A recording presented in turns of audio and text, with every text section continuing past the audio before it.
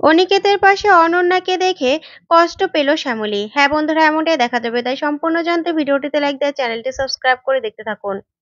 গল্পের শুরুতেই দেখা যাবে অপলা অপরাজিতাকে বলতে থাকে, দেখো, অনির বিয়ের আগে অনির এত বড় একটা বিপদ ঘটে গেল। এখন যদি আবার অরুটাকে পুলিশ এসে অ্যারেস্ট করে না, আমিও এই বাড়ি থেকে চলে যাব। তারপরে আমাদের সবার হাই নিয়ে তোমার ছেলে নতুন জীবন শুরু করতে পারবে তো বৌদি? তখন এই কথা শুনে অপরাজিতা অবাক হয়ে যায়, বলতে থাকে, না না অপলা, এ কথা তুই বলিস না। অনেক কষ্টে আমার ছেলে আবার নতুন করে জীবনটা শুরু করছে।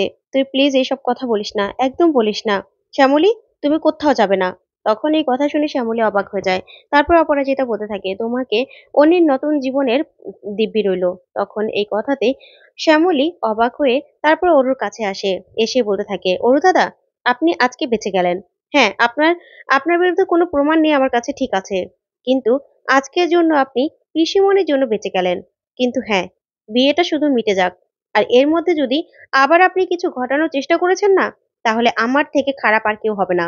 আর কারো ইমোশনের দামও কিন্তু আমি দেব না। এই আমি বলে রাখলাম, মাথায় ঢুকিয়ে নেবেন। এই বলে শ্যামলী সেখান থেকে চলে যায়। তখনই অরু ভয় পেয়ে যায়। আর ওইদিকে ঠাম্মি মনে মনে বলতে থাকে, না, মেয়েটার দাদু ভাইয়ের জন্য এখনো অনেক টান রয়েছে। এখনো ওদের মিল হতে পারে, এখনো মিল হতে পারে। ঠাকুর, তুমি দেখো ওদেরই যেন দুজনের মিল হয়। এতদিন পরে একটু হলেও আশার আলো আমাকে দেখালে। তারপরে দেখা যাবে এই কথা ভেবে ঠাম্মি খুব খুশি হয়ে যায়। অন্যদিকে দেখা যাবে রোহিণী, প্রিয়া, মন্দার, প্রতিম সবাই মন খারাপ করে বসে আছে। তখন শ্যামলী আসে। শ্যামলী এসে বলতে থাকে, আরে তোমরা এখানে বসে আছো? দেখো, কালকে তো স্যারের প্রি ওয়েডিং শুট রয়েছে, তাই আমরা ভেবেছিলাম কি যে সন্ধ্যাবেলায় যদি নাচ গানের ব্যবস্থা করা যায়। তোমরা কি বলো? চলো না, কোন গানে নাচ করব, কি একটু রিহার্সাল গুলো করে নেই। তখন রোহিণী বলতে থাকে, দেখো শ্যামলী, তুমি দাদাভাই যেভাবে ভালোটা করতে চাইছো না, সেভাবে আমরা দাদাভাইয়ের ভালোটা দেখতে পাচ্ছি না। হ্যাঁ, আমরাও চাই যে দাদাভাই ভালো থাকুক, কিন্তু অন্য কোনো মেয়ের সাথে আমরা সেটা মেনে নিতে পারবো না। পারবো না আমরা মেনে নিতে। তাই তোমার এসব পাগলামোর মধ্যে না আমরা নেই। তুমি যেটা করছো সেটা পাগলামো করছো শ্যামলী। তখন শ্যামলী অবাক হয়ে যায়, বলতে থাকে, তোমরা কেন বুঝতে পারছো না বলো তো?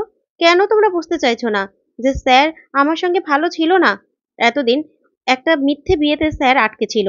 তাই তো এই বিয়েটা থেকে অনেক আগেই স্যার বেরিয়ে গিয়েছিল। শুধুমাত্র কাগজে কলমে বাকি ছিল। আর সেটাও হয়ে গেছে। তাহলে তোমরা কেন বুঝতে চাইছো না বলো তো? স্যার নিজেও নতুন করে আবার সবটা শুরু করতে চেয়েছিল। তাই তো অনন্যা ম্যাডাম সবকিছু থেকে বেস্ট। আমি জানি অনন্যা ম্যাডামকে নিয়ে স্যার খুব ভালো থাকবে, খুব ভালো থাকবে। তোমরা দেখো, তোমরা কেন সেটা বুঝতে চাইছো না? তখন প্রিয়া বলতে থাকে, হ্যাঁ, রুর কথায় আমিও একমত। আমি এসবের মধ্যে নেই। আমরা কেউ এসবের মধ্যে নেই। তখন প্রতিমার মন্দারও বলতে থাকে, হ্যাঁ, এসবের মধ্যে আমরা একদম নেই। তখন শ্যামলী বলতে থাকে, আচ্ছা ঠিক আছে, তোমরা যখন নেই তাহলে আমি একাই সবকিছু করতে হবে। এই বলে শ্যামলী রেগে সেখান থেকে চলে যায়। তারপরে ঠাম্মি আর দাদু আসে। এসে বলতে থাকে, এ বাচ্চারা, তোমাদের কি হয়েছে? তোমরা কেন নাচতে চাইছো না বলো তো? তখন মন্দার বলতে থাকে, এ দাদু, তোমার কি হলো আবার? আমি তো তোমাকে কিছু খাইয়ে দিইনি, তাহলে হঠাৎ করে এসব কথা বলছো কেন? তখন রোহিণী বলতে থাকে, মন্দার, মার খাবি কিন্তু। তারপরে ঠাম্মি বলতে থাকে, দেখো, এই বিয়েটা না, এই বিয়েটা দেখো শুধুমাত্র শ্যামলী আর দাদু ভাইয়েরই হবে। আমার মন বলছে, আমার মন বলছে ওদের দুজনেরই বিয়ে হবে, আর অন্য কারো সাথে নয়। তখন এই কথাতে সবাই অবাক হয়ে যায়। তখন দাদু বলতে থাকে, 500 টাকা বেট লাগছি। এই বিয়েটা অনি দাদু ভাই আর শ্যামলীরই হবে। তখন এই কথা শুনে মন্দার বলতে থাকে, দাদু, তুমি কি বলছো এসব? তখন দাদু বলতে থাকে, হ্যাঁ। তারপরেই ঠাম্মিকে মন্দার বলতে থাকে, আচ্ছা ঠাম্মি, তুমি একটু ঠিক করে বলো তো কি হয়েছে? তখন ঠাম্মি বলতে থাকে, দেখ, ওরা যতই বলুক না কেন যে ওরা দুজন দুজনের সাথে ভালো ছিল না, বা ওরা দুজন দুজনকে ভালোবাসে না, আমরা তো জানি যে ওরা দুজন দুজনকে ভালোবাসে। আর সেই জিনিসটাই না, যত বিয়ের দিনগুলো এগিয়ে আসবে ততই ওরা বুঝতে পারবে। আর তখনই দেখবি ওই অনন্যার সাথে নয়, শ্যামলীর সাথেই দাদুভাইয়ের বিয়েটা হবে। তখন প্রিয়া আর রোহিণী বলতে থাকে, ঠাম্মি, তুমি সত্যি বলছো? তখন ঠাম্মি বলতে থাকে, হ্যাঁ। তাহলে আমরা কেন ওকে সাহায্য করব না ওদের বলতো? আমরা নেচে গিয়ে ওদের সাথে থেকে উচ্ছ্বাসে থেকে তারপরে ওদেরকে দুজনকে এক করে দেব। তখন এই কথা শুনে সবাই খুশি হয়ে যায়, বলতে থাকে, সত্যি ঠাম্মি, আমাদের না মনটা ভালো করে দিলে। আসলে আমরা তো খুব মন খারাপ করেছিলাম যে দাদা ভাইয়ের অন্য কারোর সাথে বিয়ে হয়ে যাচ্ছে, সেটা আমরা সহ্য করতেই পারতাম না। তখন ঠাম্মি বলতে থাকে, সেটাই তো, আমিও তো প্রথম মন খারাপ করেছিলাম, কিন্তু এখন ভেবে দেখলাম যে শ্যামলী আর দাদু ভাই কখনো আলাদা হবে না, কখনো না। তখন রোহিণী বলতে থাকে, কিন্তু ঠাম্মি, মাঝখানে ওই অনন্যা কেন কষ্ট পাবে বলো তো? অনন্যাকে আমরা জানিয়ে দিলেই তো হতো, না হলে তো অনেক কষ্ট পাবে মেয়েটা। তখন দাদু বলতে থাকে, দেখ দিদিভাই, আমরা বুঝতে পারছি ওই মেয়েটা কষ্ট পাবে। কিন্তু কি করব বলতো? এখন নিজেদের মানুষকে ছাড়া আর অন্য কারো কথা যে আমরা ভাবতে পারছি না, তাই নিজেদের মানুষের কথা ভাব না।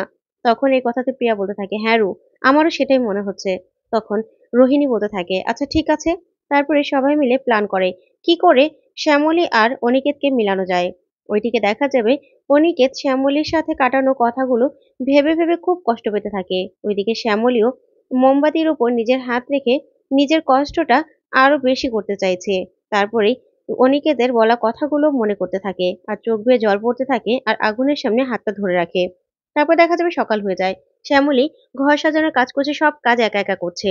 তখন অনিকেত এসে দেখে খুব কষ্ট পেতে থাকে আর বলতে থাকে, শ্যামলী, সবার থেকে আপনারই তো দেখছি এই বিয়েটাতে উৎসাহ বেশি। তখন এই কথা বলেই অনিকেত সেখান থেকে চলে যায়। তারপরে শ্যামলী সব কাজ করতে থাকলেই সেখানে অনন্যারাও চলে আসে। অনন্যাকে দেখে শ্যামলী বলতে থাকে, কি ম্যাডাম, কেমন লাগছে সবটা? ভালো লাগছে তো? তখন অনন্যা বলতে থাকে, হ্যাঁ হ্যাঁ শ্যামলী, অনেক সুন্দর হয়েছে, অনেক ভালো লাগছে। তারপরে অনন্যাকে শ্যামলী বলতে থাকে, তাহলে ম্যাডাম, আপনার মেকআপ আর ড্রেস দোতলায় রয়েছে, আপনি যান। তারপরে অনন্যা চলে গেলেই এদিকে শ্যামলীর কাছে প্রিয়া, প্রতিম, রোহিণী, মন্দা চলে আসে আর এসে বলতে থাকে, এই শ্যামলী, আমরা নাচ গান করবো না?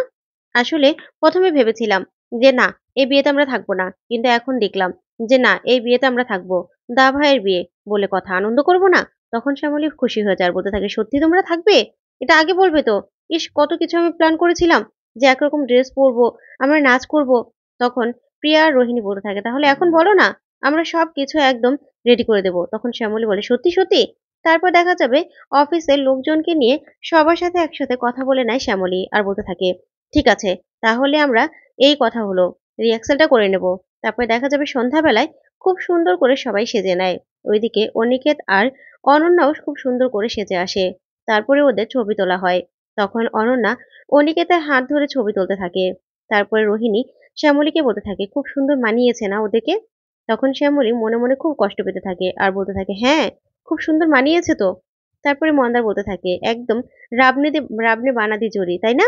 তারপরে দেখা যাবে শ্যামলীকে কেউ ডাক দিলে শ্যামলী সেখান থেকে চলে যায়। ওইদিকে অনিকেতের হাত থেকে মোবাইলটা পড়ে গেলে, মোবাইলটা উঠাতে গেলেই শার্টের বোতামগুলো খুলে যায়। তখন অনিকেত বলতে থাকে, আচ্ছা অনন্যা, তুমি দাঁড়াও, আমি এখনই চেঞ্জ করে আসছি। এই বলেই অনিকেত রুমে চলে গেলে শ্যামলী এসে দেখে অনিকেত নেই। তখন সবটা শুনে অনিকেতের কাছে যায় শ্যামলী আর বলতে থাকে, স্যার কি হয়েছে? তখন অনিকেত বলতে থাকে, একটা স্যুট কেন এনেছেন? এখন দেখুন তো কি হলো। তখন শ্যামলী বলতে থাকে, একই রকম দুইটা স্যুট কে আনে বলুন তো? আপনার এরকম গোল গোল গুটি আছে হাতের মধ্যে, তাহলে আপনাকে নিচু হয়ে কে বলেছিল মোবাইলটা উঠাতে? তখন অনিকেত বলতে থাকে, এখন আমার শব্দ হয়ে গেল, তাই না? তারপরে শ্যামলী সুই সুতা নিয়ে অনিকেতের শার্টের বোতামগুলো লাগাতে থাকে, যা দেখে অনিকেত অবাক হয়ে শ্যামলীর দিকে তাকিয়ে থাকে।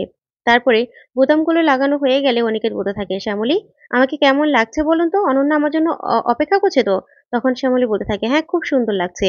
এ বলে অনিকেত ওখান থেকে চলে গেলেই শ্যামলী বলতে থাকে, মহেশ্বর, আমাকে শক্তি দিও, আমি যে কষ্টগুলো আর চেপে রাখতে পারছি না।